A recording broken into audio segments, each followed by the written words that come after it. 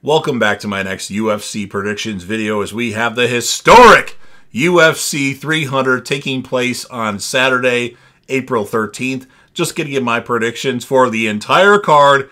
And remember, as always, that the card is subject to change. Now, before I give my predictions, there's just a few things I want to cover. If you're a fan of the UFC and you like fight reaction videos and fight prediction videos, and you want to help me out with the YouTube algorithm, please don't forget to hammer fist that like button. And if you don't, there's a chance I might have to send Chris Weidman your way so he can give you a 1-2 eye poke. And that won't feel very good. Just ask Bruno Silva. Share the video with a friend. Put this video on any one of your preferred social media platforms. Don't forget to sound off in the comment section about what your thoughts are on these predictions, as well as predictions of your own or future fights that you want to see or anything that you want to talk about fight related. Give me your top fights of all time. I'll give you mine as well. I have a video on it, but that's always ever changing because there's always fights to talk about. And remember, I react to fights as well. Now, the plan is I'm 99.999% sure that I'm reacting to every fight on this card. There's a good chance that you'll see a couple fights before the main card even starts, assuming I can get everything edited right away. So my plan is to definitely do Davidson Figero versus Cody Garbrandt right away. That will be the first reaction, and then do them as I can. And then after the main card's over with, about an hour to an hour and a half after it's over with, I'll probably post my reaction to the main event, or maybe Gatei versus Max Holloway. I don't know how it's going to work, but my plan is to react to every fight on the card, so you'll probably see all those reactions within a 5.5-day time span. So just keep that in mind. And of course, don't forget to hit that sub button. You're watching the video anyway. Subscribe to the channel, join the team, show your damn support, and be a part of something special. And you never know what you're going to see on JDev TV. So kicking things off, UFC 300 in the bantamweight division, we have Davidson Figero moving up in weight to face Cody Garbrandt. Now, Cody Garbrandt is technically coming off of a couple wins, but those opponents are against guys that are washed up or guys that aren't very good, where, in my opinion, Davidson Figero is a beast. Now, he's lost some fights, it's very true, but I think he's a beast. He's a short guy with a really long reach, and Cody Garbrandt's a tall guy with kind of a shorter reach. So, and we know that Cody Garbrandt, in my opinion, has one of the weakest chins in the UFC. Now, I like Garbrandt, but I just think, like, I don't know, something happened to Cody Garbrandt. Maybe he didn't fight enough good fighters early on in his career, but I don't think he has anymore. Like, he can beat some guys, but they got to be lower level guys, and I think Davidson Figero is going to test that chin and knock out Cody Garbrandt. So I'm picking Davidson Figero to win that fight, and my reaction for this fight will definitely be posted. I'll try to do it before the main card as long as things come available and pictures of the fight are available, and I get time to go away for, to do some editing for about 10-15 minutes. So Davidson Figero will beat Cody Garbrandt. Next up in the lightweight division, we have Bobby Green versus Jim fucking Miller. I'll say it if Bruce Buffer won't. I think this is a good fight. It's a fun fight. The prediction, the betting favorite right now is Bobby Green, but Jim Miller is right behind him. I mean, Jim Miller has fought a million times. Well, it's not a million times, but it seems like it. He fought at UFC 100. He fought at UFC 200, and lo and behold, he's here at UFC 300. I think Bobby Green is a good fighter, kind of a gatekeeper of the lightweight division, and Jim Miller is kind of the before gatekeeper. But I think Jim Miller can pull this fight off. I mean, they're both relatively the same age, 40 versus 37, and I think Jim Miller will catch him and grapple him and get him in some sort of submission and submit Bobby Green. So I am picking Jim fucking Miller in that fight. In the women's strawweight division, we have Marina Rodriguez versus Jessica Andrade. This fight should be some potential possibilities for a knockout, although Andrade can go for takedowns as well. If it's going to be a hard fight to predict, because you think Jessica Andrade is the older fighter, but Jessica Andrade is only 32 years old. She's young and she has all this mileage on her body, and Marina Rodriguez is 36 years old. Ultimately, in this one, I'm actually going to go with Jessica Andrade to win. She was on a bit of a losing streak, and then she beat Mackenzie Dern. And I just think somehow, some way, she's going to get the job done. And you know she's going to be moving forward. That's for sure. In the lightweight division, we have Renato Moicano versus Jaylen Turner. I'm a big fan of Jaylen Turner. Was not happy what happened to him against Mateusz Garbrandt. You know, a short notice fight, and you know that's what happens when you have those short notice fights. But other than that, he hurt Bobby Green pretty bad in his last fight and Bobby Green's last fight. In this fight, you know, Moicano will probably try to do some takedowns and try to do some grappling, and Jaylen Turner is going to want to keep the fight standing. This guy's a lightweight, and his height is 6'3". I mean, this guy could be a heavyweight at some point someday. I think he could potentially go up to light heavyweight, you know, potentially. I don't know. He's so big for the division, you know, with only a 155-pound weight right now. I mean, he could go up 3-4 divisions. He could be the next Jared Cannonier, where you just keep going up, and going up. So in this fight, I am picking Jaylen Turner to win the fight and Moicano to make a YouTube video afterwards. That's my prediction. So those are my predictions for the early prelims on UFC 300. Get a little water in my system as this is going to be a longer video with all the fights that I'm going to talk about here. I'm not going into detail about a lot of things, though. In the featherweight division, we have Diego Lopez versus Sodiq Yusuf. Now, Lopez is now a fan favorite. Everybody loves Diego Lopez for his fight. The grit and the heart he showed against Mosfar Evloev. I always say that name weird. It's EVL. I don't even remember what it is now. But, you know, he's won a couple fights now. He's a trainer for Alex Carasso. And I think he does get the job done against the Sodiq Yusuf. It could go either way, though. It just depends on how much Diego Lopez has as far as like a standing fight. But obviously his goal is probably going to be to try to get some grappling and submit Sodiq Yusuf. But I am going to pick Diego Lopez to win, and he is the favorite. And then next up in the women's bantamweight division, we have the UFC debut of Kayla Harrison. Where the hell did that come from? I didn't realize her PFL contract was so short, but yeah, Kayla Harrison's making her debut against the old Holly Holm. Holly Holm is 42 years old. They're the same height, and they should be the same weight. Now, if you didn't know, Kayla Harrison usually weighs in at 155 pounds. She is cutting 20 pounds for this fight. Now, people say that the speed of Holly Holm is going to be a problem. Well, yeah, for a 155-pound Kayla Harrison, that certainly should be a problem. But if she's the same weight as Holly Holm, and she's almost 10 years younger than Holly Holm, I don't know. I know Holly Holm has skills, but I mean, she's 42. I just see this as a victory for Kayla Harrison, especially if she can get her hands on her and take her down and ground and pound and do all the stuff that Kayla Harrison does, which I don't know a lot about Kayla Harrison. I've only seen fight highlights of Kayla Harrison thus far, but I am predicting Kayla Harrison to win the fight. If it stays standing somehow, some way for 5 or 3 rounds, then I could see Holly Holm potentially winning, but it's not. Kayla Harrison's going to take her down, so I'm picking Kayla Harrison. And then in the featherweight division, we have Aljamain Sterling moving up from bantamweight to face Calvin Kattar. Now, currently, Aljamain Sterling is the favorite in this contest, and surprisingly, I'm actually going to go with Calvin Kattar in this fight. Now, keep in mind, Aljamain Sterling, this is a fight that he can win, but it's a bigger guy. You know, he lost to Sean O'Malley, and Calvin Kattar's 5'11". He's a solid 145-pound guy, and he's durable. I mean, he can get knocked out, but he's a durable guy. I mean, look at the fight he had against Max Holloway.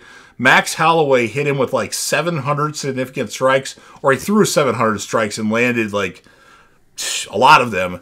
I just think Calvin Kattar is going to stylistically be a tough matchup, especially if he can stop any type of potential grappling exchanges or takedowns from Aljamain Sterling. So I'm going to pick Calvin Kattar to most likely win by decision. But hey, if Aljo pulls this fight off, it'll be very interesting. And then in the main event of the prelims, in the light heavyweight division, we have Alexander Rakic versus Yuri Prochazka. Rakic has not fought in a while. He got injured against Jan Blachowicz, and he's been on the shelf for almost 2 years now. And Yuri Prochazka is coming off of that loss against Alex Pereira at UFC 295. So I think Yuri's going to come even more focused. And initially I liked Rakic, what he was doing in the UFC, but then he put on some boring fights that weren't really entertaining. I think he was winning the fight against Jan Blachowicz until the injury happened, but he's gotten less entertaining, and I just don't know if he's that great anymore. And I think Yuri Prochazka has more levels to his mixed martial arts, so I am picking Yuri Prochazka to win this fight. And now we're on to the main card of UFC 300. We have Cody Brundage taking on Bo Nickel. This should be the fight that opens UFC 300, the prelim. I don't know why they're really hyping Bo Nickel, and I don't know if they should be yet until he fights somebody good. Now, Brundage is coming off of a win, but he's not that good. There's a reason why he's a plus 1,200 to lose this fight, where Bo Nickel is a minus 3,500 to win. And I'm going to pick Bo Nickel to win. I think he's going to go in, take him down, take him down, take him down. Brundage does have some power, but I think it won't matter in this fight. So I am picking Bo Nickel to win. They haven't really fought a lot that I've seen, so I don't have a lot of analysis. Bo Nickel needs to fight. If they're going to keep putting Bo Nickel on the main card of these events, he needs to be fighting guys that are way better than Cody Brundage. My opinion. Next up in the lightweight division, people are looking forward to my analysis on this fight. We have Arman Tsarukyan versus Charles do Bronx Oliveira.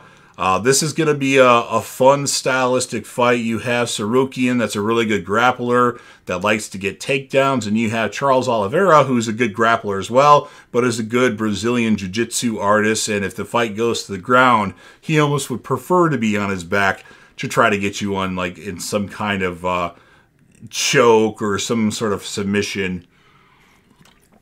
So, I know Tsarukyan has fought Islam Makhachev before. Charles Oliveira has gone through the lightweight murderer's row with Ferguson. Okay, Ferguson's not really a murderer's row anymore, but he didn't finish Tony Ferguson. But Chandler, Gaethje, Poirier, Islam Makhachev, and all these other guys that Charles Oliveira has fought. Now, they're both coming off of wins against Beneil Dariush.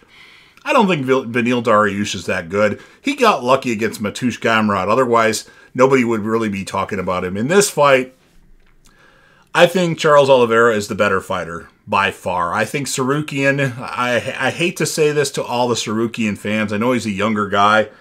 I think he's a tad overrated.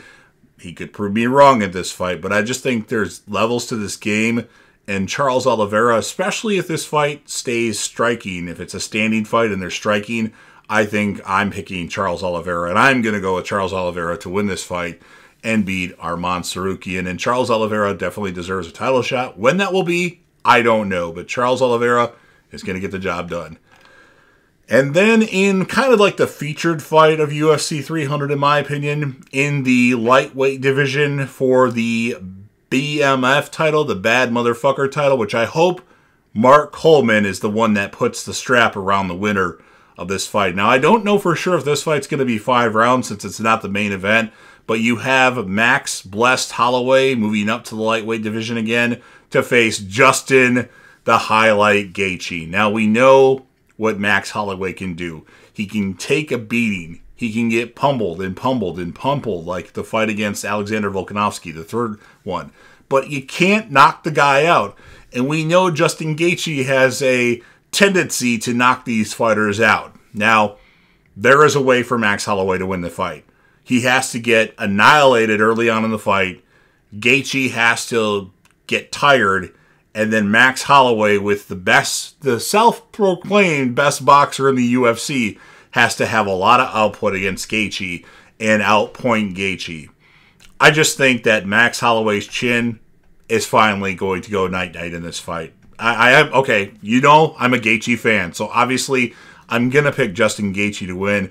And he's been a smarter fighter as of late. He's done smart things. He knocked out Dustin Poirier which was something that I don't think a lot of people saw coming. Max Holloway, though, that ironclad chin of his, you never know. He might survive. He might become the BMF title. He looks bigger now. Like, he actually looks like a lightweight instead of like a guy from 145 to 155. But I am going to pick Justin Gaethje to win. I think he's actually going to catch Max Holloway in the second round and knock him out. But Gaethje can go 5 rounds. He had that fight against Tony Ferguson that went a while, and he's fought, different fights where he can. I just don't know if it will. If it goes to a decision, though, I would be scared that Max Holloway is going to win. If Max Holloway wins, all credit to him. And then in our co-main event of the evening, in the women's strawweight division, we have the challenger, Yan Xiaonan, versus the reigning, defending, undisputed women's strawweight champion, Zhang Weili. Zhang Weili, she hasn't fought a lot lately, but when she does fight, she's really improving her game. Like, after the second fight against Rose Namajunas, she's really worked on her grappling and wrestling. And then the fight against Amanda Lemos, we saw what she can do on the ground. Now, Lemos probably isn't the most skilled person when it comes to that, but she can get back up, or she can get out of getting finished. But Zhang Weili is really working on her game. I think Yan Xiaonan, she knocked out Jessica Andrade, which I predicted, by the way. But I just think she's biting off more than she can chew here. I think Zhang Weili is going to win the fight. I think she's going to submit her in the first round. And then in our main event of the evening for the UFC Light Heavyweight Championship, we have the challenger, Jamal Hill, versus the champion, Alex Pereira. Pereira, whatever the hell the pronunciation of his last name. I'm going to start saying Pereira now, just because. But this is a fun fight. Now, if Dana White still deserves to be oiled up, because this isn't this blockbuster fight that, I mean, it's a good fight, but I think we were expecting a lot more for a main event of UFC 300. But it's the best fight that you can have for this main event out of the fights that you can make. This is a tough fight to predict, because you have two guys that, Alex Pereira right now is getting battle-tested. Like, he's fighting. Like, the guy fights. He got knocked the fuck out against Israel Adesanya and came back and fought Jan Blachowicz, and then fought Yuri Prochazka, and now is the light heavyweight champion. He's already been the middleweight champion, and now he's the light heavyweight champion.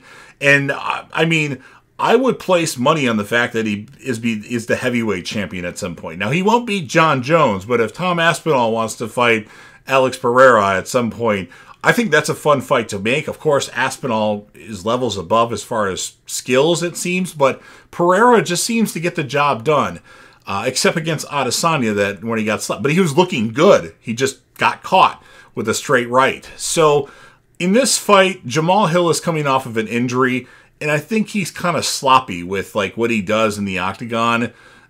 That might not matter. Alex Pereira seems to kind of do the same thing, which might be predictable. But he has a really good coach in Glover Teixeira, and I think that might be the difference, as Glover Teixeira has fought Jamal Hill. In fact, that was his last contest. So ultimately, I'm going on a limb here, and I'm going to predict Alex Pereira to win this fight and retain the light heavyweight championship. Jamal Hill easily could win. Right now, it's as close as it can be. Pereira right now is a minus 140 favorite, and Hill is plus 120. By the time I'm recording this video on Wednesday night, what day is it? April 4th. So by the time UFC 300 could hit, the roles could be reversed and Hill could be the favorite. If he is the favorite, I'm probably going to place money on this card because I think Pereira easily has a chance to win. I don't like the fact that Hill's coming off of an injury. So anyway, I'm done rambling. I already said who I thought was going to win. Do I have to really give analysis after I've already predicted 13 fights? Well, 12, including this one's 13. No. So let me know what you think in the comment section. Again, hammer fist the like button. Otherwise, Weidman's coming after you. The 1-2 eye poke. Share the video with a friend. Put this video on any one of your social media platforms.